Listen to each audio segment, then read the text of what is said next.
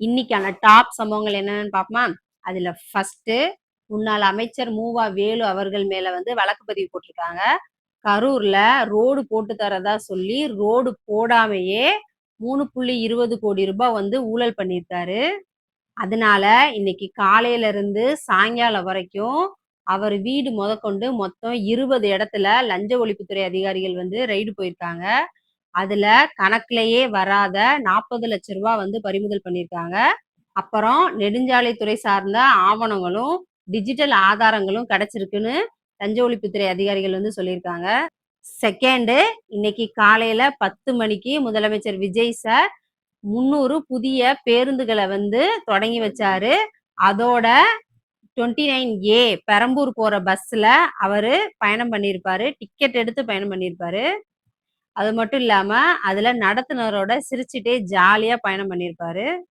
போன டிஎம்கே ஆட்சியில அரசு பேருந்து அப்படின்னு இருந்தத இப்போ தமிழ்நாடு அரசு பேருந்து அப்படின்னு சொல்லி மாத்திருக்காங்க. தேர்டு, இன்னைக்கு காலையில 10:30 மணிக்கு மின்சாரத்துறையோட வெள்ளை அறிக்கைய மின்சாரத்துறை அமைச்சர் நிர்மல்குமார் அவர்கள் வெளியிட்டாரு. அதுல மின்வாரியத்தின் மொத்த கடன் 2.47 லட்சம் கோடி ரூபாய். போன 5 வருஷத்துல மட்டும் 87,399 கோடி ரூபாய் கடன் வாங்கியிருக்காங்க. ஒரு டெண்டருக்கு 30% வரைக்கும் லஞ்சம் வாங்கியிருக்காங்க.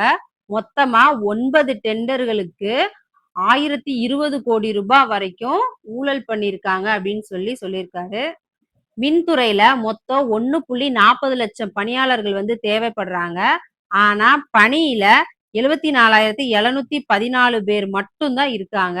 மிச்சம் 65,921 பேரு பற்றாக்குறையா இருக்காங்கன்னு சொல்லியிருக்காரு.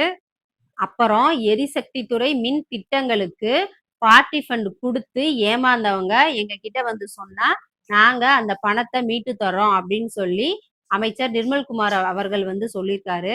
ஃபோர்த்து, போன டிஎம்கே ஆட்சியில மத்திய அரச ஒன்றிய அரசு அப்படின்னு சொல்லி விமர்சனம் பண்ணியிருப்பாங்க. அத முதலமைச்சர் விஜய் சார் இந்திய அரசு அப்படின்னு சொல்லி மாத்திருக்காரு. மத்திய அரசோட ஒரு நட்பு வேணும் அப்படின்றதுக்காக அதை மாத்திருக்காரு.